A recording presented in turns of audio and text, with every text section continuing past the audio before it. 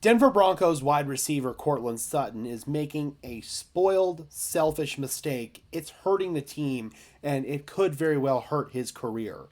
Courtland Sutton has decided to hold out from Denver Broncos voluntary offseason workouts. Yes, I do understand the word voluntary there, as he seeks for new guaranteed money on his contract. He only has $2 million left of guaranteed money on his deal for 2024, none for 2025. I don't blame him for wanting a new deal.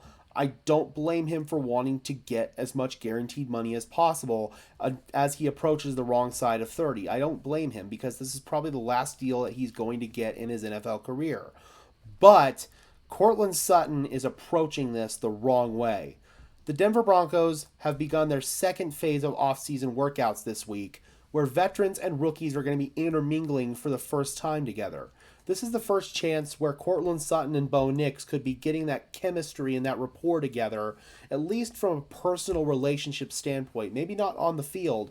Courtland Sutton should still be in the building as far as I'm concerned, even if he's not participating in the on-the-field activities. He could do what's called a hold-in, which has become very, very popular in the NFL over the course of the last 5 years.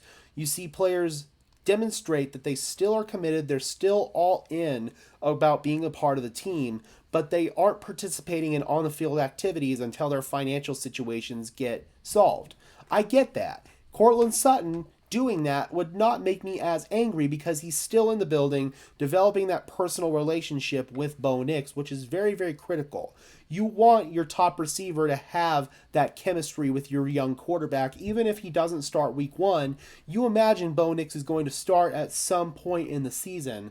So you want Courtland Sutton and Bo Nix to be able to just be on the same page from a personal relationship standpoint, and that is not happening here, and that's a problem.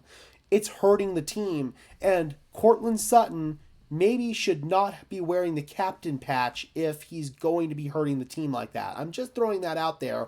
We had that discussion on the 5280 podcast on the MHRT network today, and I don't see why that shouldn't check out. I really don't. Because Courtland Sutton is not helping the team right now. He's putting his own needs ahead of the team. We talked about Garrett Bowles on the podcast, who is in a very similar situation to Courtland Sutton.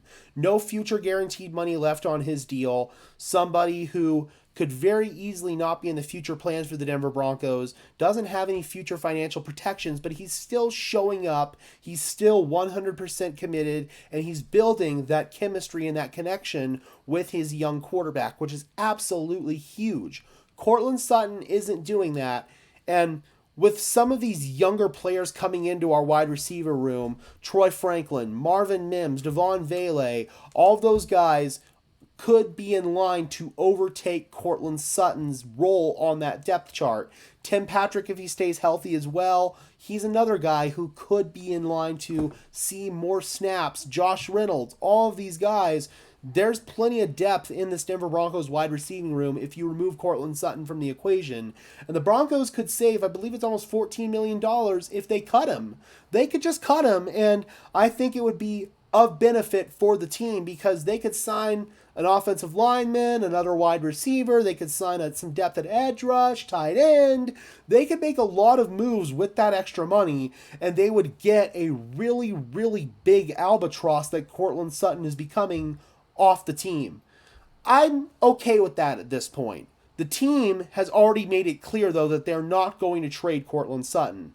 They would have done it in the draft if they were going to, but if this relationship gets to a point where it's just unmendable and unrepairable, maybe those plans could change. I just don't see that happening.